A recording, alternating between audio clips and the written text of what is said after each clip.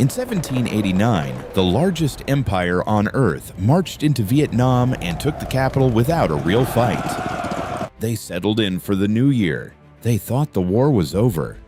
But 6 days later, that army was gone. Not worn down over months, not defeated after a long siege, but destroyed in under a week during the Tet holiday by a force far smaller than itself.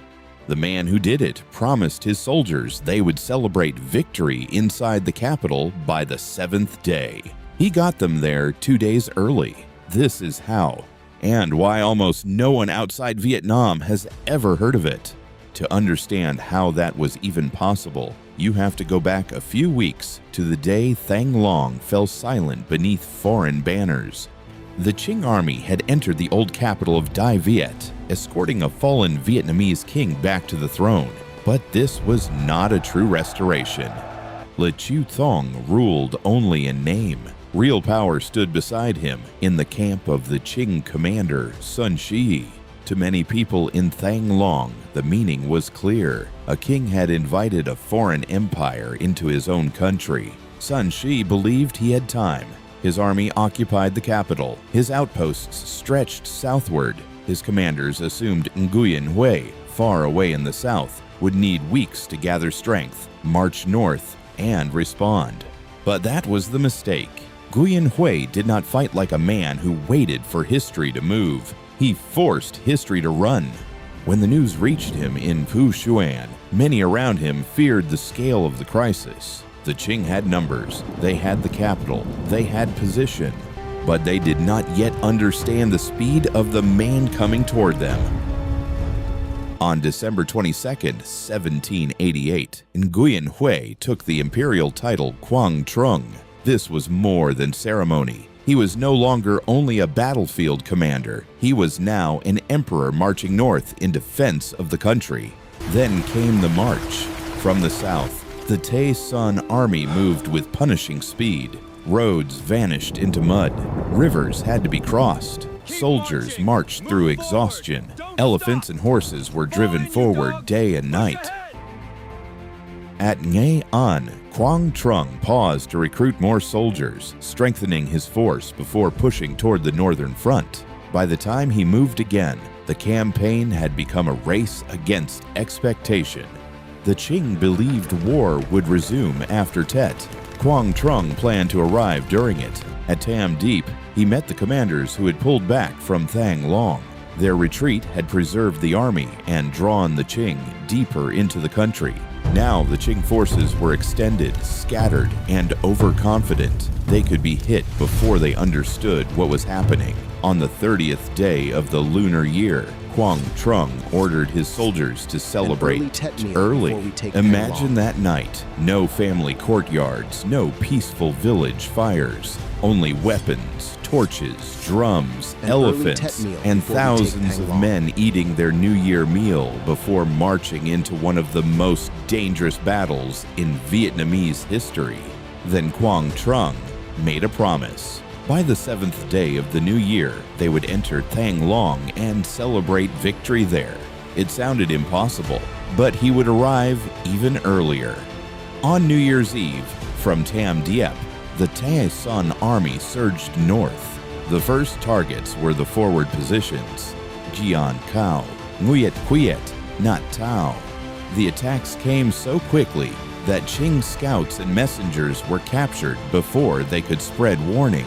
This was one of Quang Trung's most important moves. He did not merely defeat outposts, he blinded the enemy.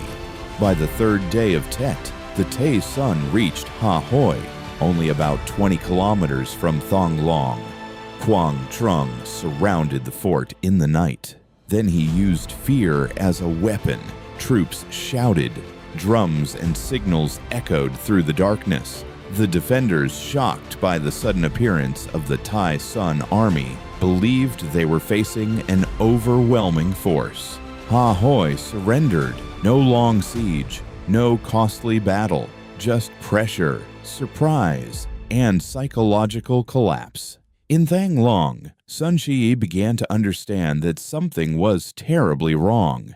His defensive chain was being cut apart too fast. His plan had been to rest through the New Year period and launch an offensive later, but Quang Trung had stolen the calendar from him.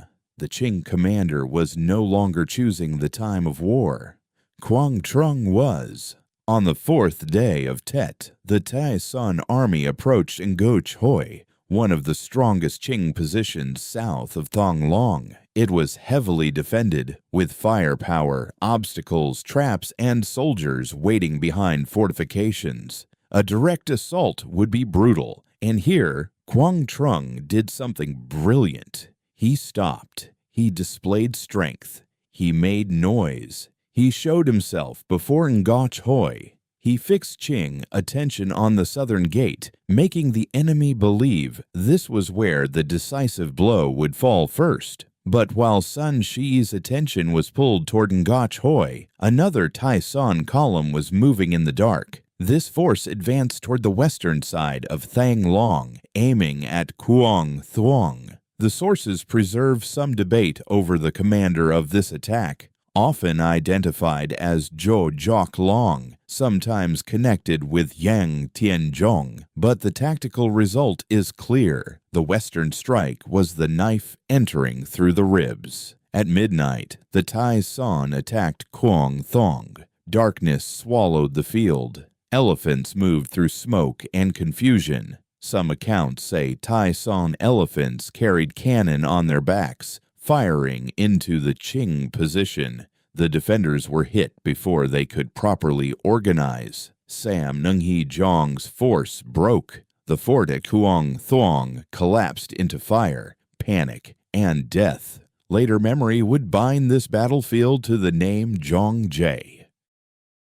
As for Sam Nunghi Zhong himself, accounts differ. Some say he killed himself as the position fell. Others suggest he held out briefly before despair overtook him. But the larger truth is clear. The western defense of Thang Long had been shattered, and this changed everything.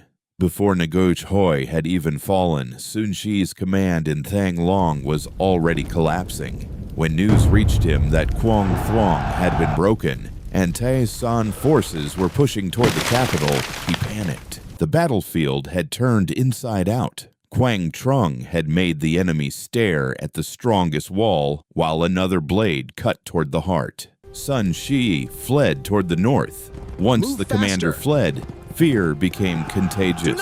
Camps broke, orders dissolved. Soldiers rushed toward bridges, boats, and river crossings. At dawn on the 5th day of Tet, Quang Trung attacked Ngọc Hồi. This was the battle remembered for its ferocity. The Qing position was strong.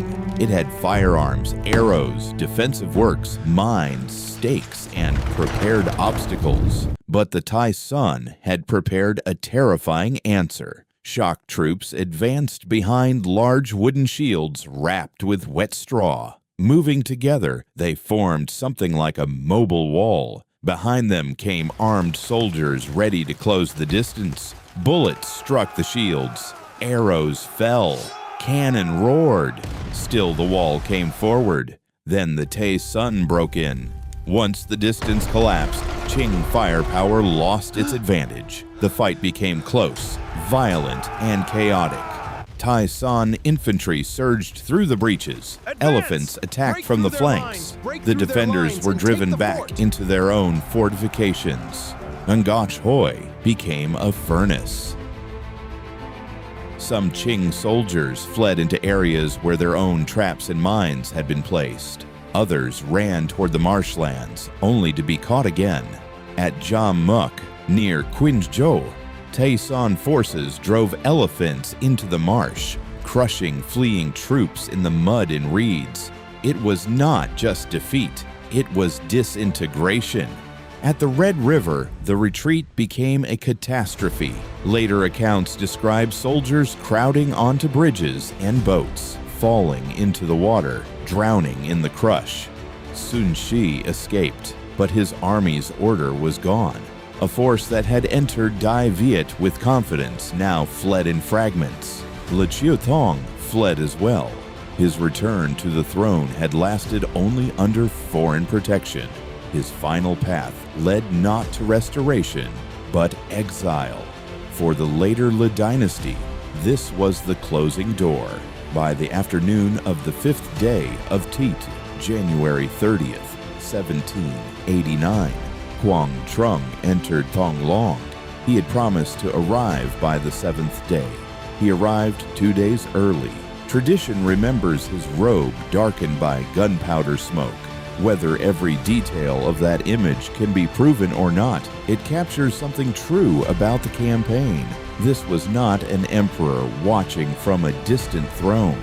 This was a commander who marched into the storm himself. The victory was astonishing not only because the Qing army was defeated, but because of how quickly the campaign unfolded. In only a few days, the Tây Sơn destroyed or neutralized a chain of positions.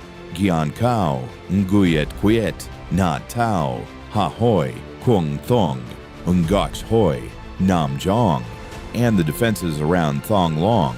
The Qing army had numbers. Quang Trung had timing. The Qing army had positions.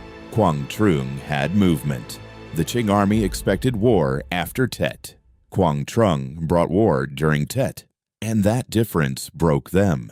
The campaign of Ngach Hoi, Zhongjia became one of the most celebrated victories in Vietnamese history. It ended the Qing military intervention. It destroyed Chieu Thong's hopes of restoration, and it marked the height of Tây Sơn power in the north. But beyond the patriotic memory, beyond the festivals and monuments, there is a deeper military lesson. Quang Trung did not defeat his enemy by strength alone. He defeated their assumptions. Sun Shiyi assumed distance would protect him. Quang Trung erased distance. He assumed the new year would delay the Tây Sơn. Quang Trung turned the new year into cover. He assumed Thang Long was safely held. Quang Trung turned it into a trap. And in war, once a commander loses time, he begins to lose everything else.